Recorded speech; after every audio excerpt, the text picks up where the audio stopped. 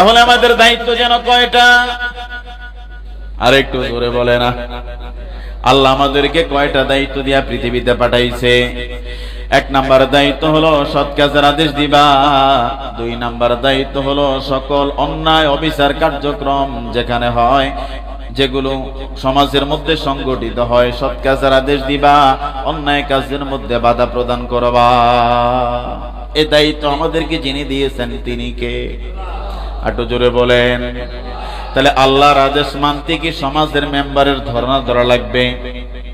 কথা কয় না। বিধান দিয়েছে কে? আল্লাহ বলছে আমরু বিল মা'রুফ নাহি আনিল মুনকার, সৎ কাজের আদেশ দিবা, অসৎ কাজে বাধা প্রদান করবা। এখন বলেন এই কাজের জন্য কি সমাজের মেম্বারের ধরা লাগবে? চেয়ারম্যান ধরা লাগবে? এমপি মন্ত্রী ধরা লাগবে? না। আপনার আহকামুল হাকিমিন, আপনার মেম্বারের যে আল্লাহ, চেয়ারম্যানের যে আল্লাহ, আপনার ইউনুর যে আল্লাহ, আপনার প্রশাসকের যে আল্লাহ, আপনার এসপির যে আল্লাহ, ডিসির যে আল্লাহ, সেই মনিব তো জানিয়ে দিয়েছেন কুনতুম খায়রা উম্মাতিন উখরিজাত লিন-নাস তা'মুরুনা বিল মা'রুফি ওয়া তানহাউনা আনিল মুনকার। জোরে বলেন আল্লাহু আকবার। আপনার রব আপনাকে জানিয়ে দিয়েছে, ওরে গোলাম, আমি তোমাদেরকে পৃথিবীর জমিনে পাঠিয়েছি বিশ্ব মানবতার কল্যাণের জন্য। তোমাদের দায়িত্ব দুইটা, এক সৎ কাজের আদেশ দিবা, দুই অসৎ কাজে বাধা প্রদান করবা। পৃথিবীর কোন ব্যক্তির রক্তিম চক্ষুরে কোন মুসলমান, কোন ইমানদার, কোন মুত্তাকি, কোন নামাজি, কোন রোজাদার, কোন ইমাম, কোন মুয়াজ্জিন, কোন সভাপতি, কোন সেক্রেটারি, কোন সাধারণ মুসল্লি, রিকশা চালক, ভ্যান চালক, কুলি, ড্রাইভার, যেই হোক না কেন, একমাত্র রবের বিধানকে অকাট্যভাবে নিজের বাস্তব জীবনে গ্রহণ যে করবে সেই আল্লাহওয়ালা, সেই ইমানদার, সেই মুত্তাকি, সেই পরহেজগার। ঠিক কিনা বলেন?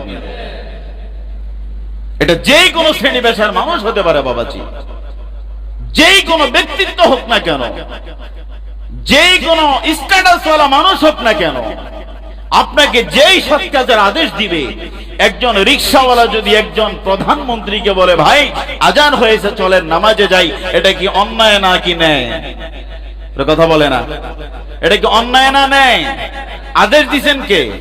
তাহলে পৃথিবীর কোন আদালতের কথা নয়, কথা বলেন না, পৃথিবীর কোন ট্রাইব্যুনালের বিচার নয়, সরাসরি আল্লাহ আদেশ দিয়েছে, গোলাম তুমি আদেশ দাও, তুমি সৎ কাজের আদেশ দাও, অন্যায় কাজে বাধা প্রদান করো।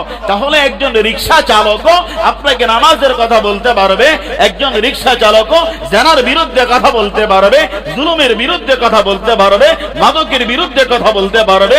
সমাজের মধ্যে অন্যায় অপসংস্কৃতি যাই হোক না কেন, একজন লো লেভেলের ইমানদারও এটার বিরোধিতা করার হুকুম যিনি দিয়েছেন তিনি কে? আওয়াজ করে বলে না তিনি কে? তাহলে আমরা তো টাকার বিচার করি, কি করি? টাকাওয়ালা কথা কইলে না হেতে কইছে ঠিক আছে, আর যে তার টাকা নাই হেতে যদি বালা কথাও কয়, আরে বেটা যা আছেন তোর গনার সময় আছে নি। কথা বলে না বাবাজি, কথা বলেন ঠিক কি না? টাকাওয়ালার সমাজে অনেক দাম, সে যদি অন্যায় বলে হ্যাঁ এটাই রাইট, আর একজন রিকশা চালক, দিন মজুর, কুলি, ড্রাইভার যদি ন্যায্য কথাও বলে, তখন বলে বেটা তুই ড্রাইভার মানুষ, তুই রিকশা চালক, তোর এত কথা কোন দরকার আছে? যা যা বানালেই যাগিন। কথা কন ঠিক কি না? এই জন্য প্রিয় মুসলমান ভাইয়েরা, পৃথিবীর জমিন কোন ব্যক্তির রাজত্বের জন্য নয়, এই বিশাল পৃথিবীর একমাত্র রাজত্বের যিনি অধিকারী, জোরে বলেন তিনি কে? বন্ধ করেন। পৃথিবীর জমিনে সকল কার্যক্রম একমাত্র যিনি আমাদেরকে সকল বিষয়ের কার্যক্রম গুলো সহজ করে দিবেন, বুঝে থাকলে জোরে বলেন তিনি কে? তাহলে আল্লাহ তাআলা সকল ধরনের বিধিবিধান গুলো আমাদের বাস্তব জীবনে গ্রহণ কম করা দরকার না বেশি করা দরকার? একজন ইমানদার, একজন মুমিন, তার জীবনের প্রতিটা কার্যক্রম, প্রতিটা সিদ্ধান্ত, প্রতিটা কার্যক্রম হবে একমাত্র আল্লাহর জন্য।